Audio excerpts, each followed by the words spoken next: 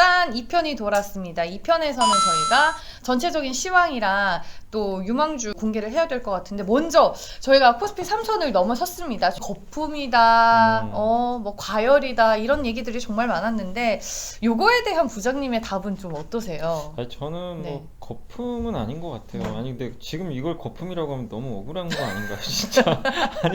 아니 뭐 나스닥이 몇 배가 갔는데 네. 한국은 물론 산업구 좀 다르지만 3천 기준으로 PER이 한 14배, 15배 될 거예요. 네. 근데 역대로 보면 되게 높긴 하죠. 근데 지금 전 세계 그 밸류에이션이 다 올라가는 국면에서 네.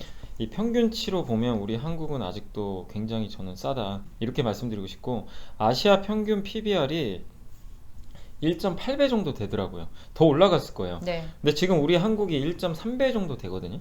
그렇게 따지면 아직도 왜 우리 한국이 아시아 평균보다 못해야 되는 거죠? 저는 이제 그게 좀 의문 보여요. 아직까지는. 네. 여전히 그래서 좀 싸다 이렇게 좀 말씀을 드리고 싶고, 다만 과열은 좀 맞는 것 같아요.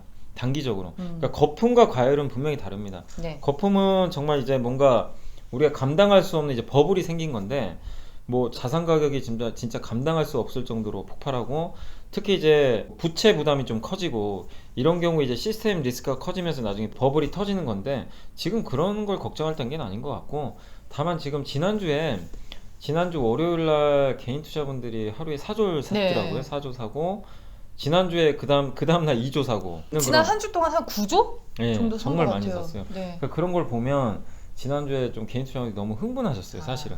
그래서 우리가 이제 거래량 얘기를 많이 하는데, 지난주 월요일 날 지수가 100포인트 장중에 올랐다가 결국 하락 마감했거든요. 네.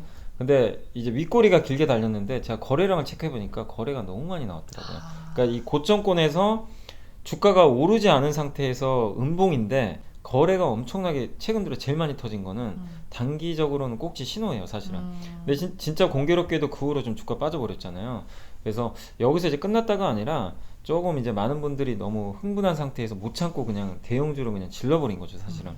그래서 약간의 이제 과열은 좀 진입했다.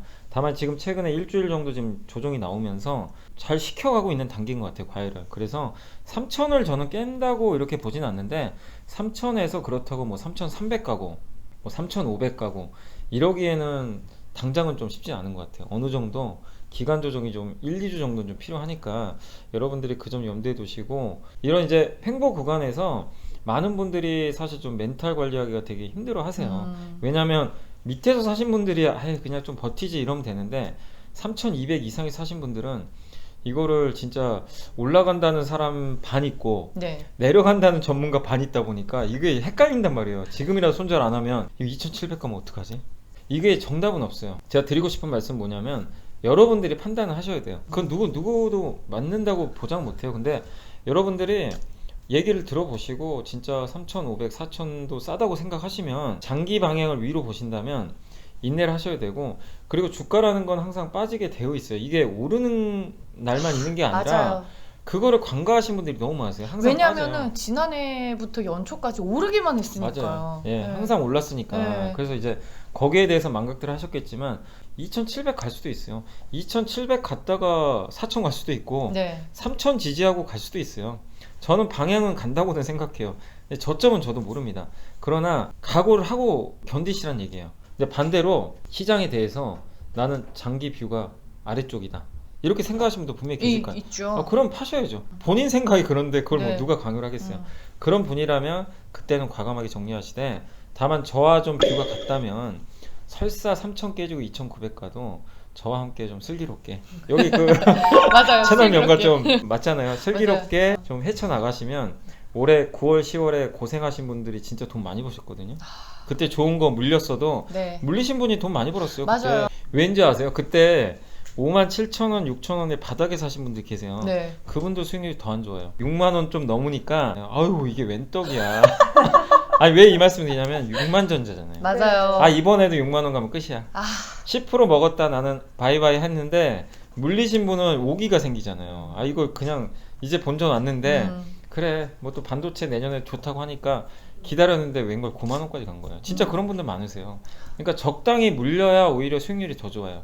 그러니까 저도 그 말씀을 한 번 더 해드리고 싶은 게, 제발 내가 사가지고 안 물린다고 생각 좀 하지 마세요. 거기서부터 모든 불행이 시작이 돼요. 맞아요. 적당히 물리세요. 적당히 물리시면 나중에 또 더 좋은 결과 나오는 경우도 많으니까 아. 너무 공포심 갖지 않으셨으면 좋겠습니다. 그러면 앞서서 종목 상담할 때도 말씀해 주셨는데 올해 좋게 보는 쪽이 지주회사, 항공, 뭐 소비 네. 요런 쪽이 될까요, 그러면? 저는 그러니까 네. 항상 이제 그 너무 한쪽으로 쏠리면 다른 쪽도 보거든요. 네. 그래서 여전히 뭐 그 BBIG 있잖아요. 네. 뭐 이제 배터리나 인터넷 여전히 좋게는 봐요.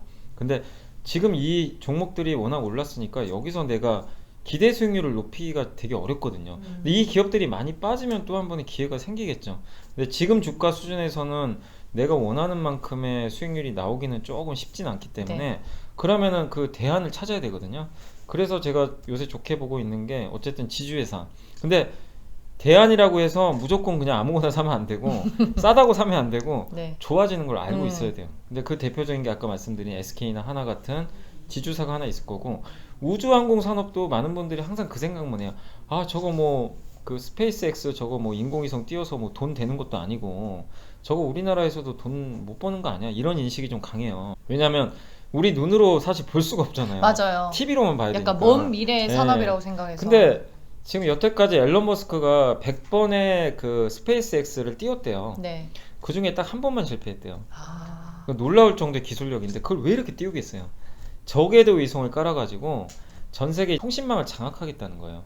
한마디로 이 5G의 단점이 뭐냐면 여기 이제 여기도 건물 아니지만 5G는 이 건물의 벽을 통과를 못해요. 이게 막혀요. 그래서 건물 안에 중계기를 다 깔아줘야 돼요. 5G의 최대 단점이 커버리지가 너무 약해요.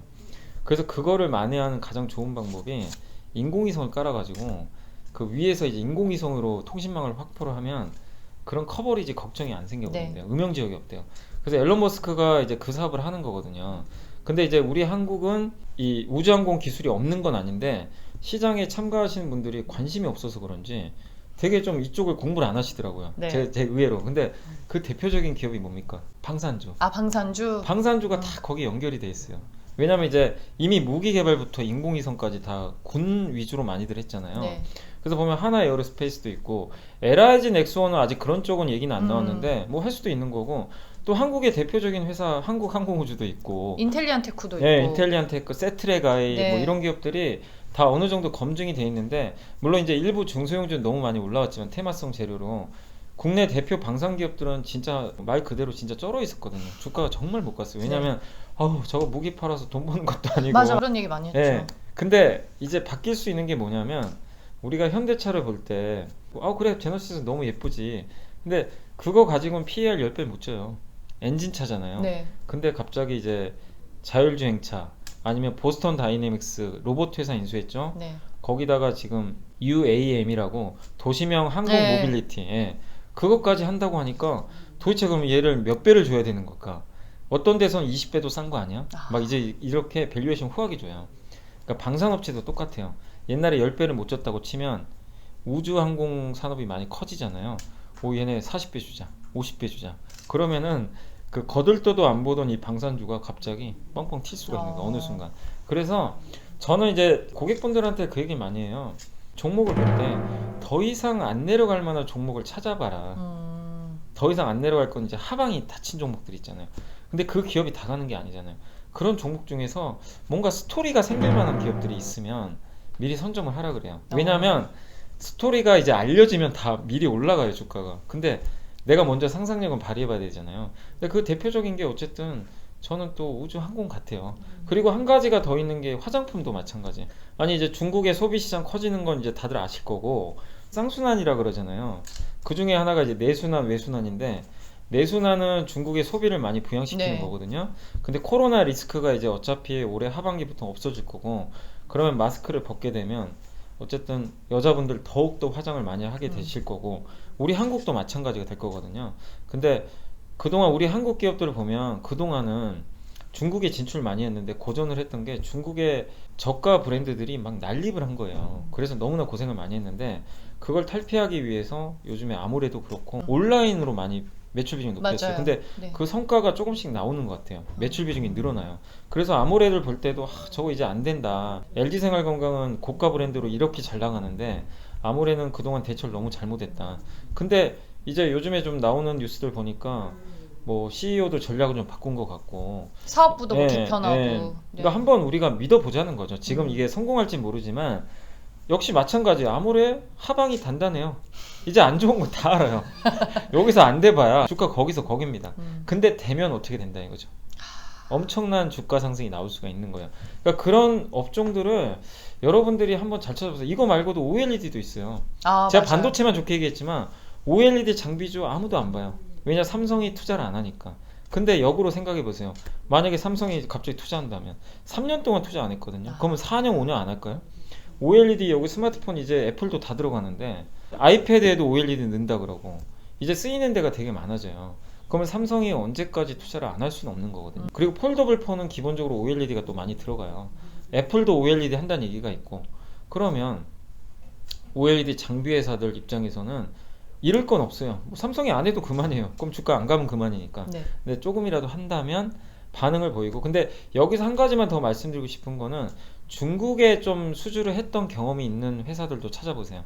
왜냐면 중국의 BOE가 이번에 애플 아이폰 12에 납품에 성공했어요. 드디어 네. 했는데 삼성 입장에서는 좀 짜증날 수도 있지만 물론 아직은 수율이 많이 안 나와서 뭐 그 교환용 있죠. 이렇게 수리하는 거 네. 그런 것만 일부만 한다고 하는데 어쨌든 들어갔습니다. 벤더로. 그러면 아이폰 13에는 좀 더 의미 있게 들어갈 수가 있어요. 그럼 중국 매출이 좀 있는 기업들도 그러니까 올해 좀 좋아질 수 있다는 거죠. 그래서 그런 관점을 보면 OLED도 하단이 정말 단단한데 한번 모멘텀을 올해 그러니까 이게 어려운 게 뭐냐면 도대체 이 모멘텀이 언제 나올 거냐 이게 참 어려워서 많은 분들이 투자를 못 하세요. 이게 묶여 있으니 기회비용 상실. 근데 주식 투자 그렇게 쉬우면 다 부자 되죠. 맞아요, 아니 맞아요. 당장 내일 OLED 네. 삼성 투자합니다. 만약에요 제가 내일 바로 나옵니다. 그리고 이 얘기 딱 하고 가잖아요. 저 바로 검찰에서 조사 들어와요. 그럼 어떻게 알아요? 그러니까 너 당신 내부 정보 어떻게 알았어? 이렇게 바로 조사 들어와요. 그러니까 이건 모르는 거예요. 그쵸. 그러니까 약간의 내피셜을 발휘를 해야 돼요. 근데 분명히 우리가 합리적인 추론을 한다면 아니 뭐 안 나오면 어때요? 손해 볼 건 사실 별로 없거든요. 그러니까 그런 관점에서 이런 섹터들을 한번 좀 약간 역발상 측면에서 연구해 보시면 좋을 것 같아요. 저는.